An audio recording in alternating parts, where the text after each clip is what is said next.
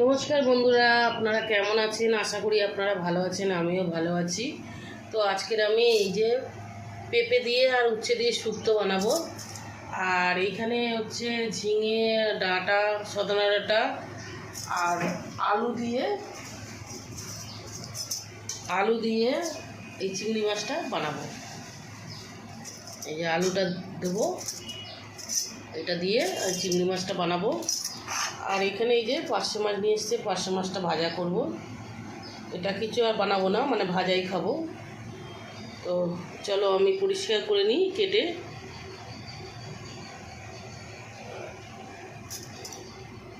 বন্ধুরা, চিংড়ি মাছগুলো অনেক বড় বড় আছে, ভালো লাগবে খেতে। বন্ধুরা, আমি তেল দিয়ে দিয়েছি কড়াইতে, এবার আমি চিংড়ি মাছগুলো ভেজে নেব।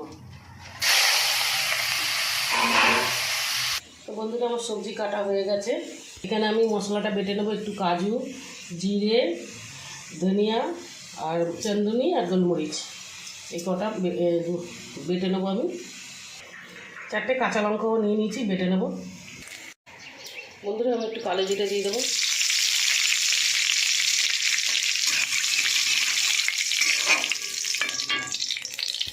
চিংড়ি মাছটা ভাজা হয়ে গেছে, কালো জিরে হয়ে গেছে আমার। এবার সবজিগুলো দিয়ে দেবো।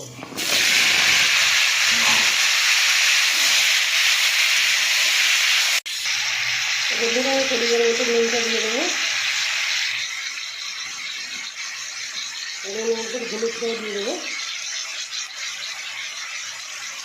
আর একটু লঙ্কার গুঁড়ো দিয়ে দেবো। আর যে মশলাটা আমি বেটে রেখেছি ওটা দিয়ে দেবো।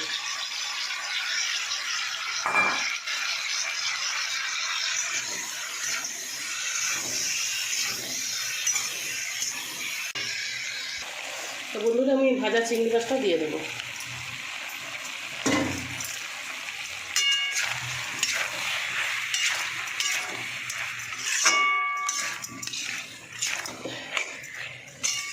এবার আমি ঢেকে দেবো।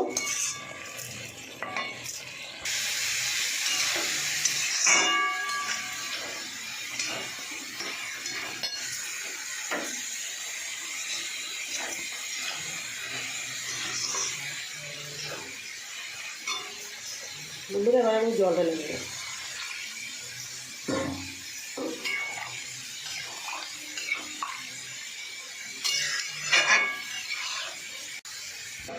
তো বন্ধুরা, আমি মশলা মাখিয়ে রেখে দিয়েছি মাছটা।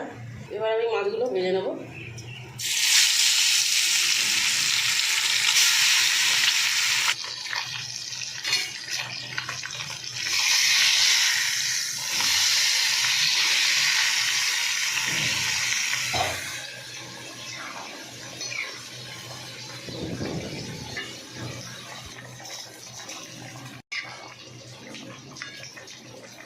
তো বন্ধুরা, আমার চিংড়ি মাছের তরকারি হয়ে গেছে, আমি নামিয়ে নিয়েছি।